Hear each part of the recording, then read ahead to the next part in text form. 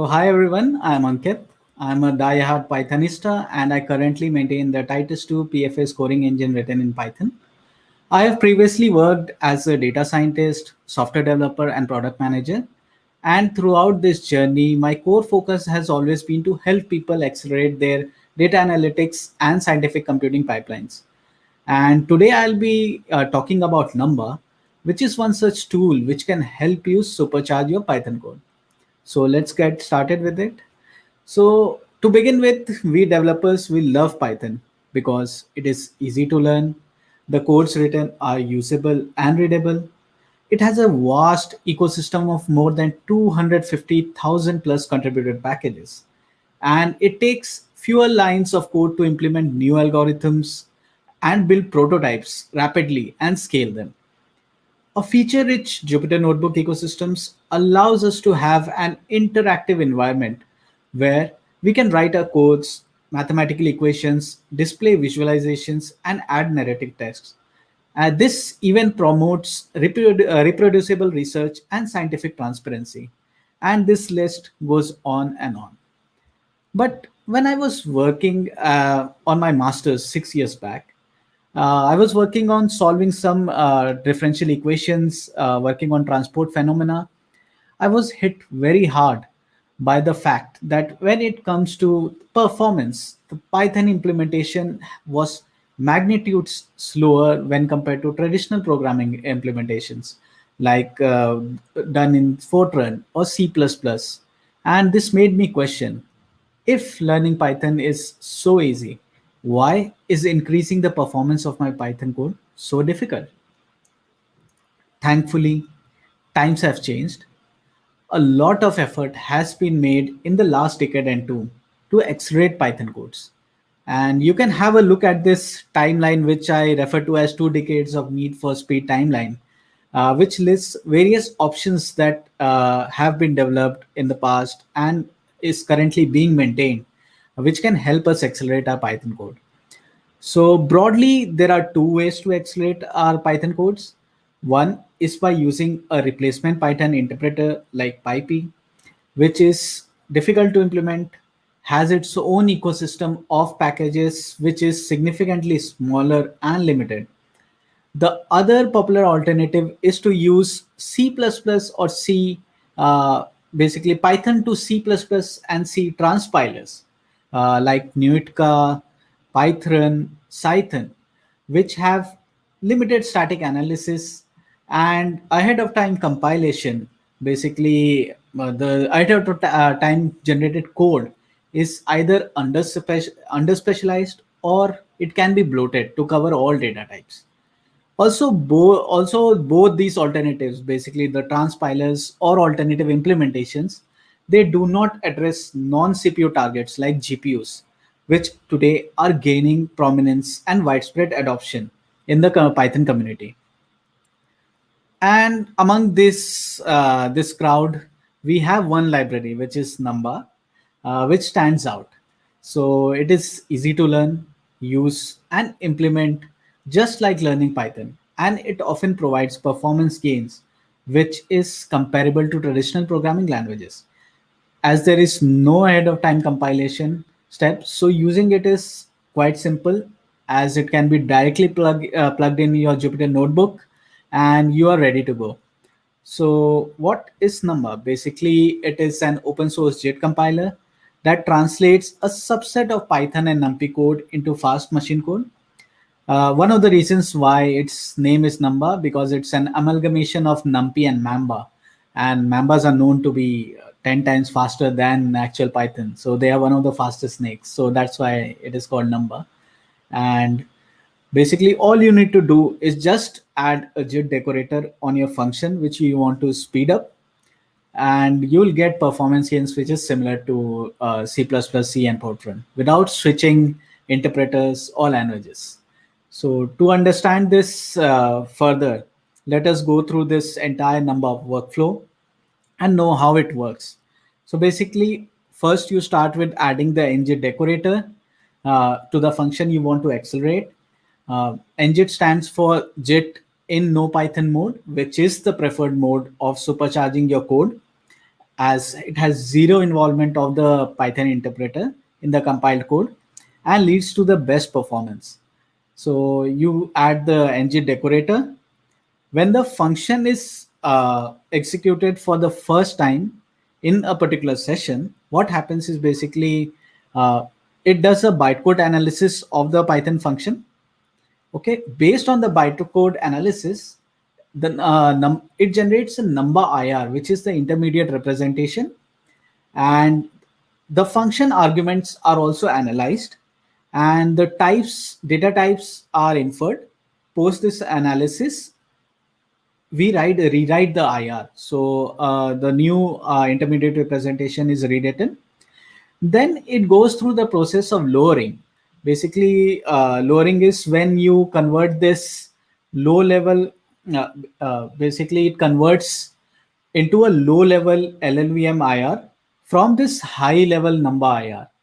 And based on your CPU or GPU target, the requisite infrastructure is used, which is LLVM infrastructure or NVVM infrastructure, to create the machine code.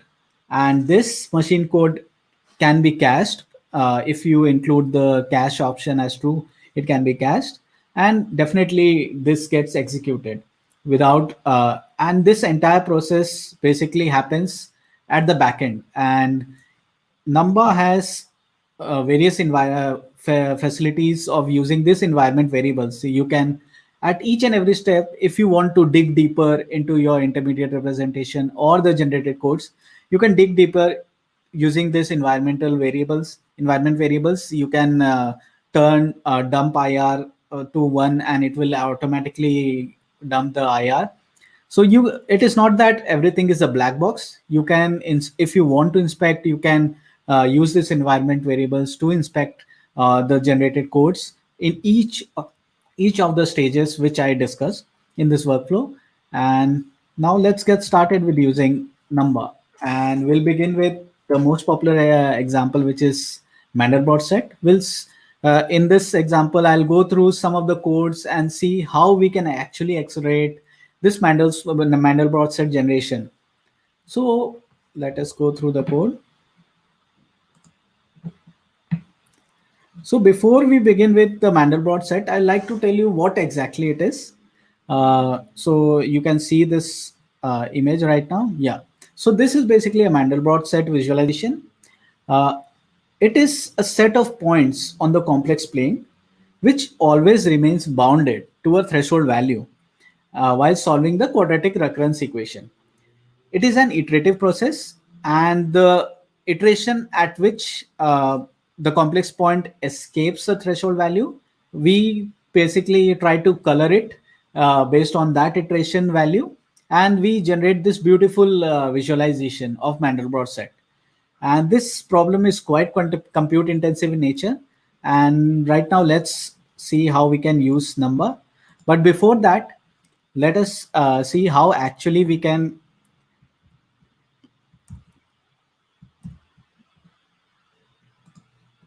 Let me just, yeah, now it is clear.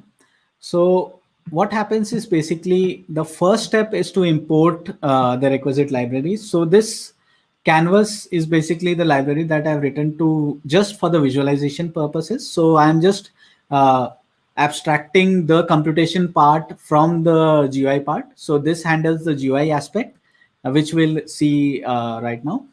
And we will start with some variables such as width and max iter.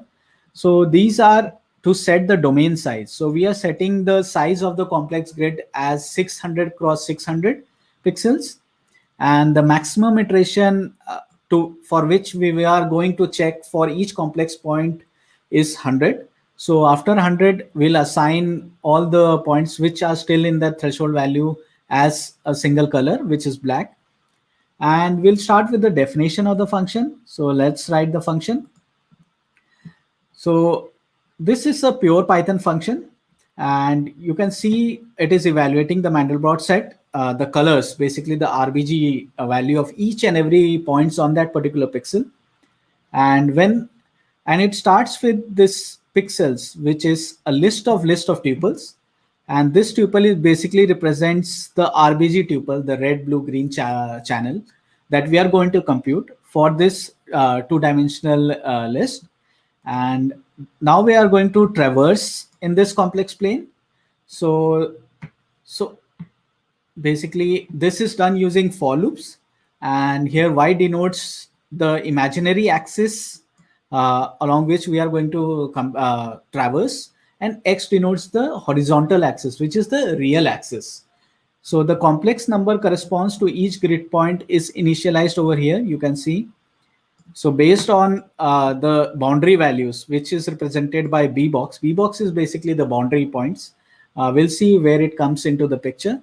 So we'll initialize the complex points for each and every pixel on that grid, and we'll start with the iteration, and we'll proceed till the maximum iteration is reached. The threshold value that we are going to restrict it to is 2. So if a complex point after a certain number of iterations reaches the threshold value as 2, then we will just break that loop, and we'll assign a color using this mathematical function, which involves calculating the cosine and taking the logarithmic of the iteration. So it will give you a beautiful colorful color pattern. That's why we are using this mathematical function to evaluate the color, and we will assign it to each and every point on that grid, and we will return it. So it's straightforward. You have the function, the data layer, we traverse the complex points, and we compute, and then we return the value. So let's go ahead and run it.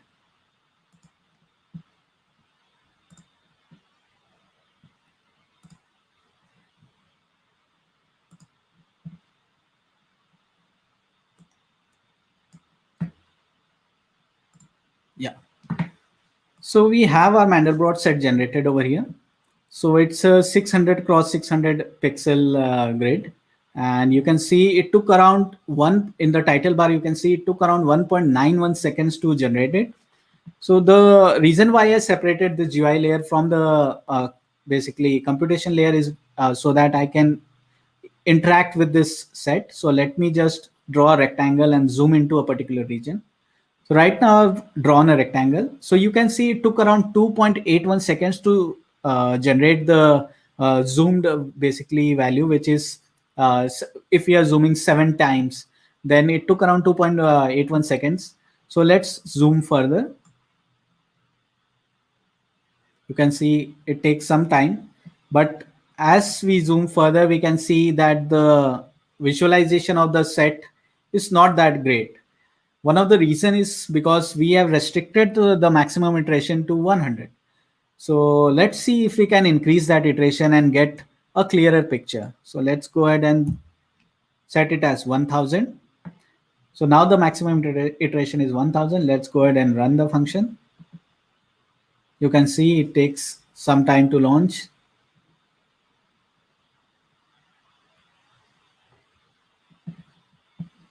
Yeah. So you can see it took around 11 seconds to basically generate the initial fractal, which took around less than 2 seconds when the maximum iteration was set as 100. So you can see it is now compute intensive. And if we try to zoom into it, it is again evaluating the entire computation. And yeah, again it took around 10 seconds. So you can see how it is less. You can see it is less user responsive. It is taking so much time to generate, and basically the user experience is getting hampered. So let's see if we can speed this up. So let's do it using, why not, let's do it using Numba. So what I need to do is, I've kept the function as the function is still same, entire thing word to word. It is same. All I did was I imported Numba as NB, and I added the Numba ng decorator. Let us now execute the function. Yeah. Now you can see it took less than 1 second to generate the initial fractal. So let's zoom into it. It took less than, again, it took around half a second. We can zoom further.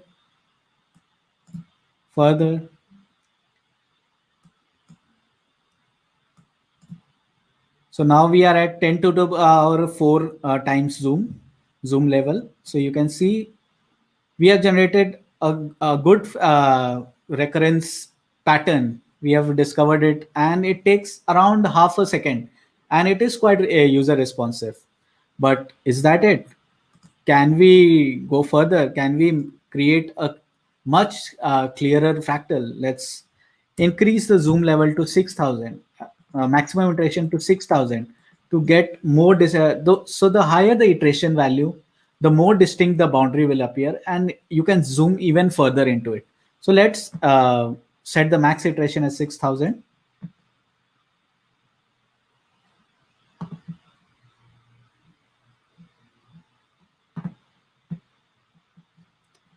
So it took around, now it took around 2.5 seconds. If we zoom again,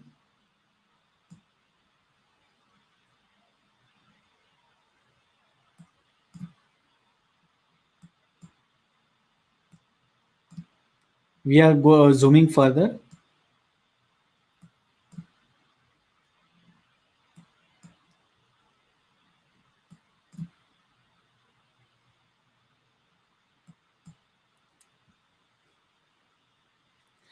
Yeah, so now we are sitting at a zoom level of 10 to power 8, and it takes around 2.5 seconds to generate this zoom level.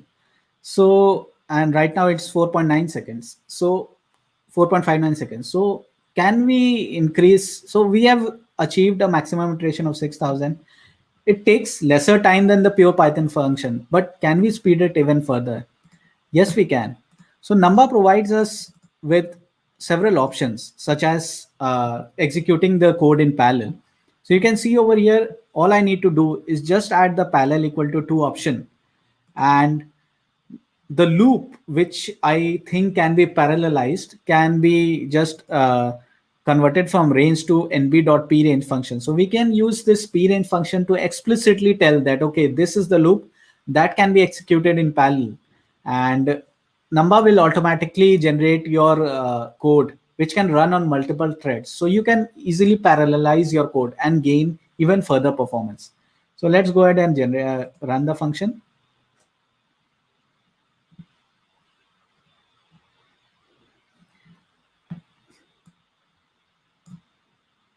So you can see the gain in performance is quite significant.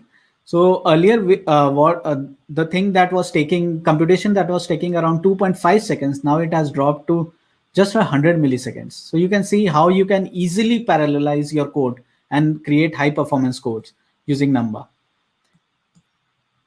So you can see I can zoom further, and it is quite clear that our computation is quite clear, distinct. We have got 10 to the power 7 zoom level, and it takes less than half a second to generate, which was taking around, this was taking 300 millisecond, was taking around 4.5 second in the earlier run that we did. So you can see how you gained more than 10 times performance just by parallelizing the code. So right now I have 16 cores, so that's why I'm getting that kind of performance. If you have more cores, you will get even further performance.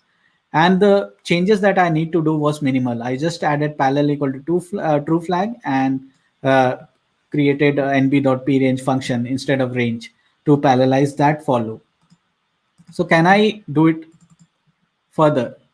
So the another thing that Numba does is basically, you can, instead of using, if you are doing scientific computing and computational pipelines, you're building pipelines, you are already using NumPy. So Numba was actually built to accelerate NumPy. So even so Python lists, you can accelerate Python lists and Python native types, but it accelerates the data. If the data layer is a NumPy array, it accelerates it even further. So instead of the pixel array, if you use the NumPy array, the instead of list, if you use NumPy array, you can even further the performance. And the code changes is minimal. Again, the entire logic is still the same. So let us go ahead and execute it. All I did was change the pixel to as a NumPy array, And over here the assignment of the third dimension has been changed, and we are just calculating the cosine in a logarithmic and saving it as a numpy array. So let's go ahead with that. You can see we have again generated the code.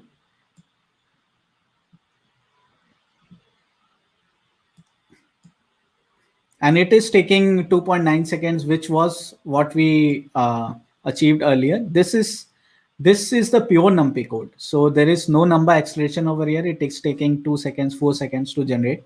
Now let us see if we can speed it up. So we have just increased the maximum iteration, and just we did was now add a numberjit ng decorator. The code is still the same, and voila, we get less than 1 second. So we can just zoom it, and we are getting around half a millisecond or even 100 milliseconds. So you can half second or 100 milliseconds, and you can see how seamless our zooming is. So this is a good part about Numba, that you can turn your NumPy codes into fast machine codes, and you can also parallelize it. So you can just add a parallel equal to true, and you can, if there is explicit parallelization, you can do a p-range explicitly. And also the thing is that NumPy is primarily designed to be as fast as possible on a single core. But what Numba does is automatically compiles a version that can run in parallel if the code contains element-wise or point-wise operations, array operations. If there are functions like sum, prod, these are reduction functions. If you have these functions, it automatically creates a code which runs in parallel. Array map functions, be it array creation functions like zeros, arange, linspace, dot functions, then array assignments. So it can do that in parallel.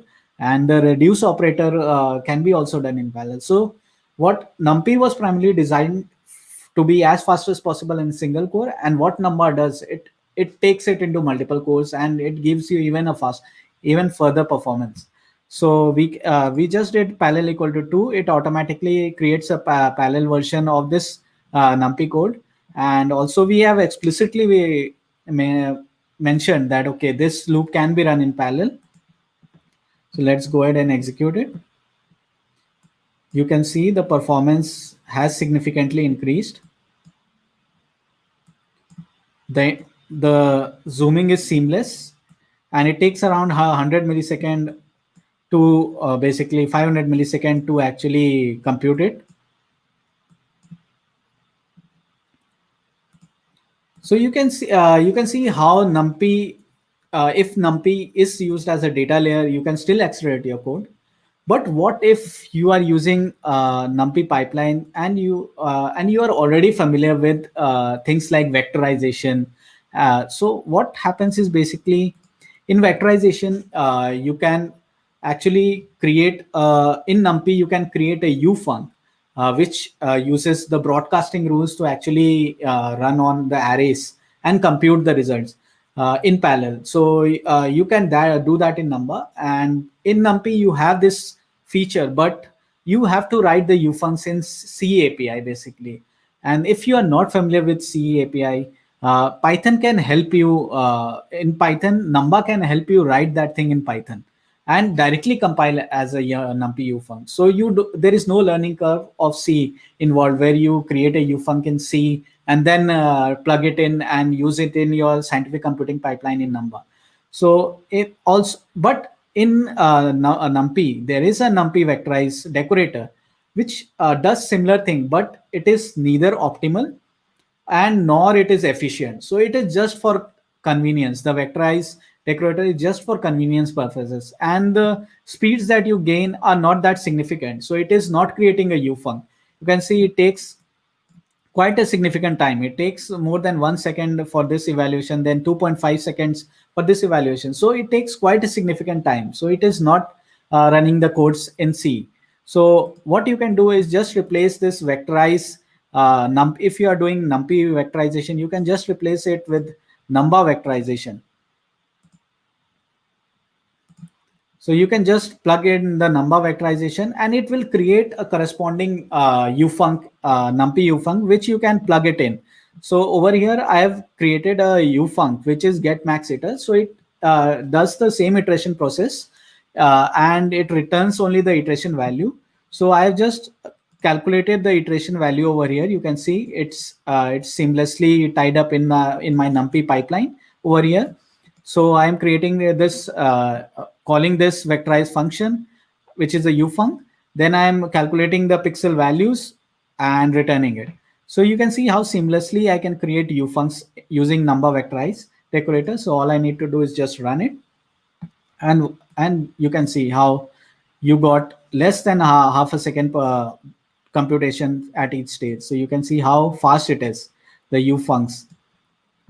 So it is actually generating the fast numpy ufunc, which otherwise you would have to write in using C API. So, and the best part is you can also parallelize it. So again, the numpy ufuncs, they are not running in parallel. It is for a single core, but you can create number vectorize decorator. You can target it to be executed in multiple threads.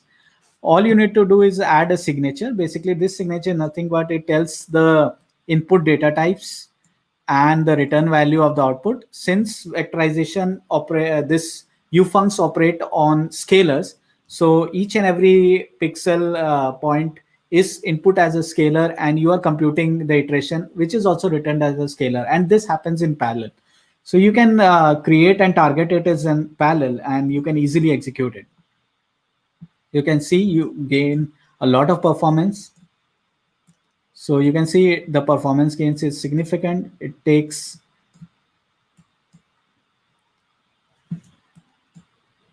quite less amount of time to actually go ahead and zoom into it.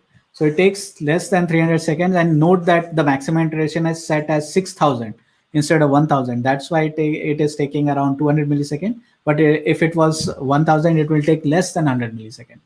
So it is very powerful, these ufuncs, and you can seamlessly plug it in without having any learning curve if you are using Number. So let's go back to our presentation. So there is a real world use case, which is Blurash Number. You can check it out. Since we are running out of time, you can just check it out. You can type the Blurash slash number project in PyPy, and you can check it out. It does fast encoding and decoding, and you gain a lot of performance if you are using Number. So when should we use Number? We should use Number for numerical algorithms which are array oriented or math heavy and have a lot of loops. When the data is in form of numpy arrays, we can definitely use Number. When the performance bottleneck is a handful of well encapsulated functions, you can use Number to speed up those parts. And you can, and just like we saw, you can create universal functions in Python that broadcast on numpy arrays instead of writing that same thing using C. So you can do it in pure Python, and you can create it into a numpy ufunc using Number.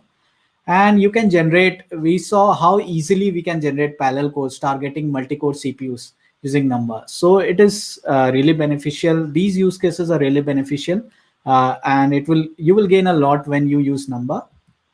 If you're already using Dask or Rapids frameworks, so if you're using these, Number can seamlessly plug in. The Number team works closely with Dask and Rapids team. You can seamlessly plug in Number accelerated functions in Dask or Rapids.